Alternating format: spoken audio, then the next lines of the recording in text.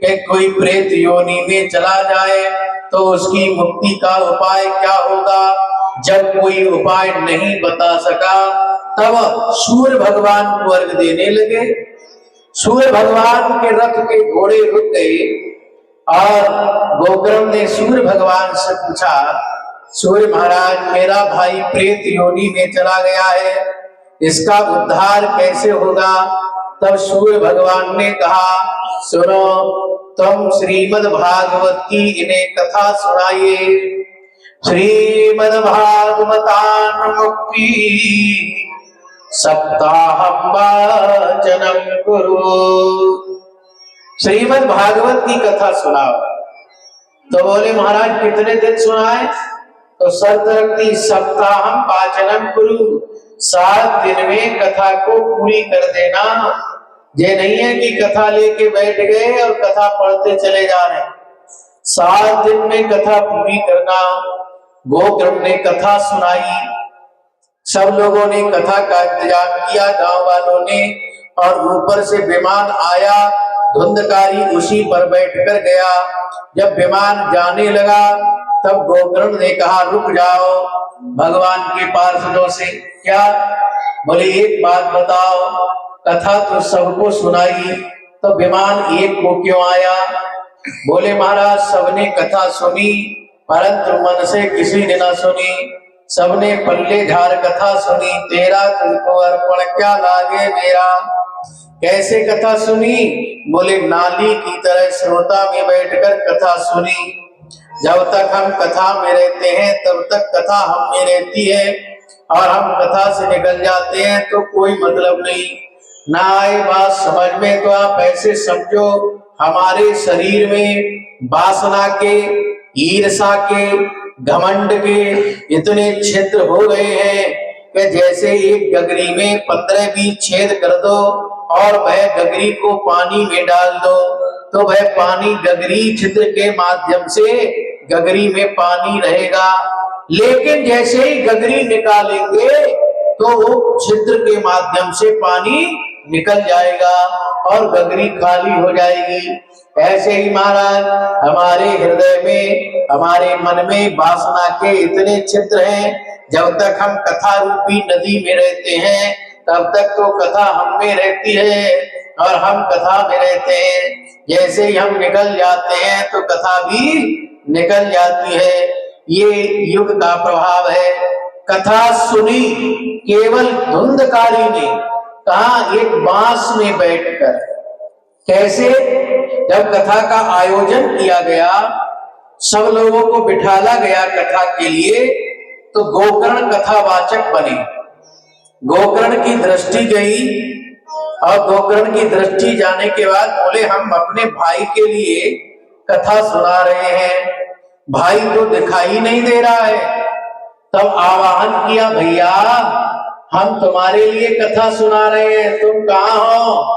तो धुंधकारी बोला, महाराज हम तो आ रहे थे, लेकिन कथा के जो रक्षक हैं उनके डर के कारण हम नहीं आ सकते, क्योंकि जहां जहां कथा होती है वहां श्री हनुमान जी रहते हैं, और हनुमान जी जहां होंगे वहां भूत पिशाच निकट नहीं आवे।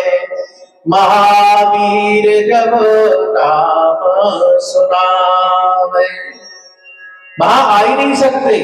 कौन? श्री हनुमान जी महाराज के डर के कारण भूत और प्रेत। हम आए तो उल्टे पैर हमें भागना पड़ा।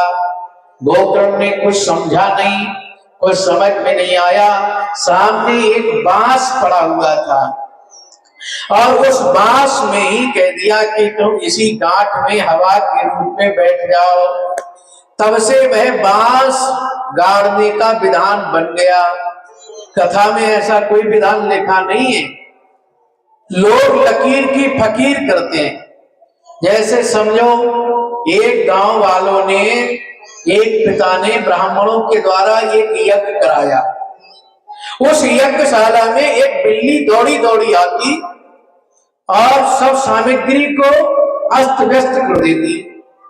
आसन पर बैठ गए थे यजमान महोदय, पंडित जी मंत्र पढ़ रहे थे। यजमान जी ने कहा, बोले हम उठें और बिल्ली को भगा दें। यजमान जी से पंडित जी ने कहा नहीं उठ नहीं सकते जब तक यज्ञ पूरा नहीं होगा। तो क्या करें महाराज, बिल्ली परेशान कर रही है।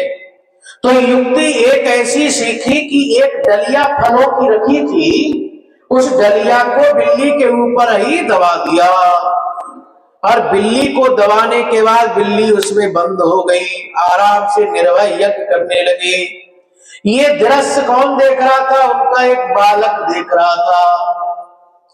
20 साल के बाद जब पिता नहीं रहे, बालक जवान हुआ, तो बालक ने भी सोचा लाओ पिता ने यज्ञ कराया था तो मैं भी यज्ञ कराऊं। तो पिता ने जब यज्ञ कराया, पुरानी बात थी, तो ना तो यज्ञ करने वाले दुनिया में रहे ना पिता रहे, तो यज्ञ करने वाले दूसरे आए महाराज। जब यज्ञ होने लगा, 3 दिन हो गए यज्ञ के, तो यजमान से पंडित जी ने पूछा महाराज यज्ञ बढ़िया हो रहा है? तो यजमान बोला भैया आचार्य जी यज्ञ तो बहुत बढ़िया हो रहा है, परंतु एक कमी हमें लग रही है। क्या? बोले जब हमारे पिताजी ने यज्ञ किया था तब ब्राह्मणों ने बिल्ली पकड़वा के यज्ञशाला में डलिया में बंद कराई थी, वो तुमने तो बंद करा ही नहीं है। अरे महाराज सारी पोथी पत्रा खोल के देख ली, बोले अश्वमेध यज्ञ तो सुने थे, ये बिडाल में यज्ञ तो हमने कभी नहीं सुना था। तो कौन सी लकीर फकीर जैसा काल में किया गया है वो आज हो रहा है, ये ठीक नहीं है। ऐसा नहीं किया महाराज, नहीं, वो किस काल में किस घटना में कैसी स्थिति में कैसी परिस्थिति में किया गया होगा, इसका कोई उत्तर नहीं है। जो शास्त्र की बात है वही करना चाहिए। बांस में बैठकर एक स्थान की कथा सुनी, सब गांव वालों ने क्लेम कर दिया गोकर्णा तुमने अपने भैया को बढ़िया बढ़िया कथा सुना दी और हमारे लिए खराब खराब सुनाई, इसीलिए विमान हमारे लिए नहीं आया और तुम्हारे भैया के लिए आया।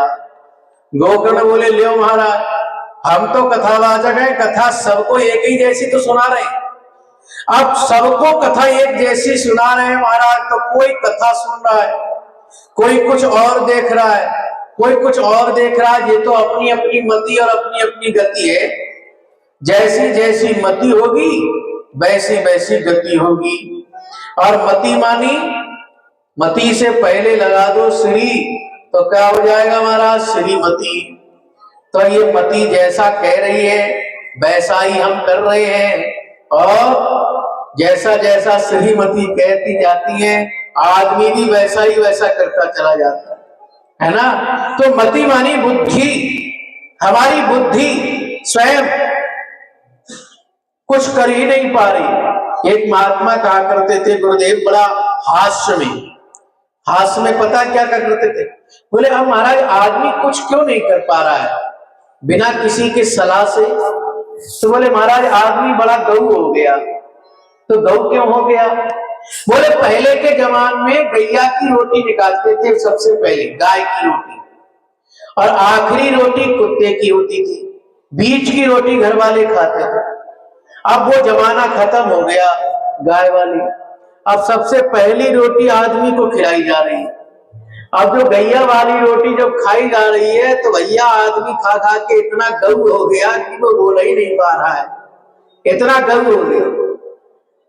सुनो, इसीलिए महात्मा का कहते इसीलिए महाराज इतना गऊ है कि वो बोल नहीं पा रहा है।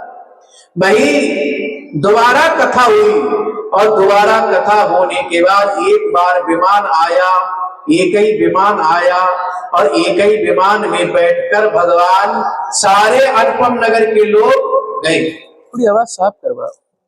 मैं सारे लोग वहां गए, सारे लोग, और सारे लोग जाने के बाद विमान में गए। बोलिए भक्त वत्सल भगवान की।